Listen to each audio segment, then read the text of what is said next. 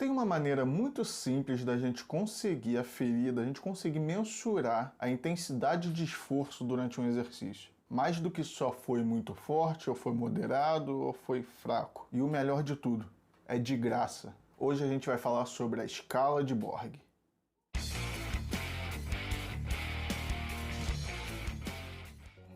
Fala galerinha, Christian na área. Tem muitas formas da gente conseguir aferir essa intensidade de esforço. A gente pode usar frequencímetro, que a gente vai ver a frequência cardíaca. A gente pode usar até alguns métodos indiretos, onde a gente testa avalia algum exercício e consegue criar parâmetros de intensidade para eles. Mas sem dúvida, a forma mais fácil da gente conseguir fazer isso é utilizando a escala de Borg.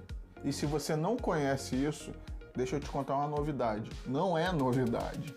Isso foi publicado desde a década de 70, mas muita gente ainda não conhece. Borg é um sueco que criou essa tabela, essa escala, com o intuito de classificar a percepção subjetiva do esforço durante o exercício. Então essa tabela ela tem uma escala que é como se fosse uma escala psicofísica que quantifica o esforço que é realizado. A tabela original ela tem um ranqueamento de 6 a 20. Aí você me pergunta, por que 6 a 20?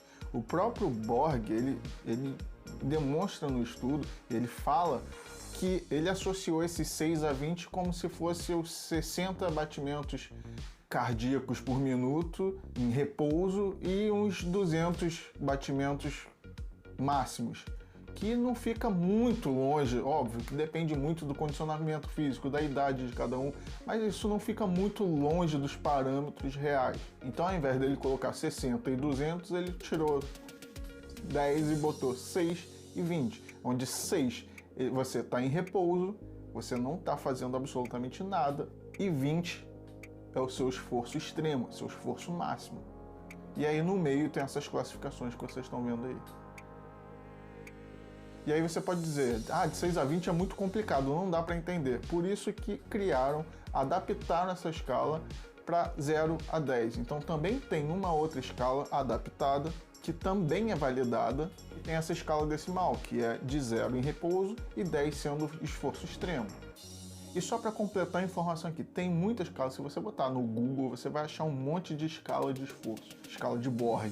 Várias delas estão coloridas e isso não é validado, porque as cores, quando você vai pegar a cor lá, na hora que você fez o exercício, a cor pode influenciar a sua percepção de esforço. Então nem a escala de Borg original de 6 a 20, quanto a escala adaptada de 0 a 10, nenhuma delas deve ter cor. Então, o praticante vai realizar o exercício e eu chegar ali com a tabela colorida, tá errado, porque a tabela colorida pode influenciar na percepção dele. Mas tá bom, falei aqui, agora vamos falar na prática mesmo. Como é que isso funciona? Óbvio, se a gente for trabalhar com exercícios contínuos, é fácil de entender. Se eu vou fazer 20 minutos de um exercício de uma corrida, por exemplo, quando eu terminar essa corrida, eu vou dar essa nota de esforço. Ou até quando eu quero pré-dizer, se eu quero que a minha intensidade de esforço seja no 17, eu vou ter que correr esses 20 minutos no 17. Na minha percepção de esforço sendo 17. Mas o problema é quando as pessoas começam a se confundir, principalmente quando são exercícios intervalados. E eu não digo isso só no aeróbio, isso pode ser numa musculação, por exemplo, mas muito mais num HIIT. Para quem não sabe, HIIT significa High Intensity Interval Training.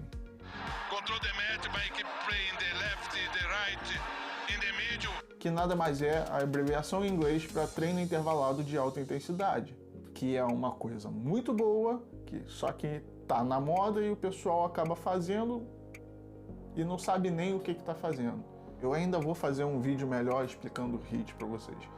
Mas como é que a gente utiliza, para ficar fácil de entender, como é que a gente utiliza a escala de Borg, a PSE, num treino intervalado? Não é só chegar e fazer o máximo, não é só chegar lá e mirar no 20 ou no 10 para fazer o esforço máximo. Isso vai depender da prescrição. E a gente vai precisar também entender como funciona isso em cada intervalo. Então não adianta, se eu prescrevo, por exemplo, que durante o estímulo você vai fazer 10 séries de 1 minuto com esforço a 17 e 18 e o intervalo, o repouso perto de 11.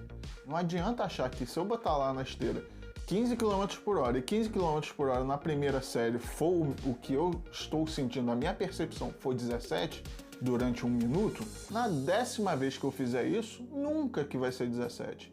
Se eu não mudar nenhuma variável, não tem como, a intensidade vai ficar maior. Então, repetindo, ou alguma variável muda para se adequar a essa intensidade.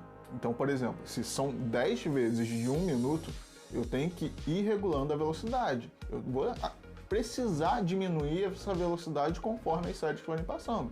Se eu não mudar nem o tempo de estímulo e nem a velocidade, a minha percepção subjetiva de esforço vai estar muito maior, porque eu vou estar mais cansado. Então, em treinos intervalados, se eu quiser regular essa percepção subjetiva de esforço, eu tenho que manipular, eu tenho que mudar essas variáveis. Alguma coisa eu tenho que mudar. Assim como na musculação, por exemplo. Se eu falo que eu quero chegar na falha, então, ou seja, essa percepção de 20 ou de 10, se a gente usar a escala adaptada, eu vou treinar até falhar e o número de repetições ele vai cair, porque você não vai aguentar o mesmo esforço. Então essa percepção subjetiva do esforço, ela nunca vai ser unânime, ela nunca vai ser sempre assim. Ela depende de motivação, depende do seu cansaço, depende do volume de treino que você está tendo e depende de você se conhecer também. É por isso que a escala de Borg ela é mais usada, ela é principalmente usada para quem já está em algum nível mais intermediário, pelo menos. Você que é um iniciante, não é que você não pode utilizar a escala de Borg, mas ela não vai ser tão fidedigna, porque você não conhece ainda os limites do seu corpo, você ainda não conhece o quanto seu corpo aguenta ou não sofrer por determinado estímulo. Então é até bom usar essa escala para você se avaliar, para você começar a entender, mas utilizar isso como parâmetro de treino, você tem que entender que tem uma defasagem até você conseguir de fato se conhecer o seu corpo e seus limites.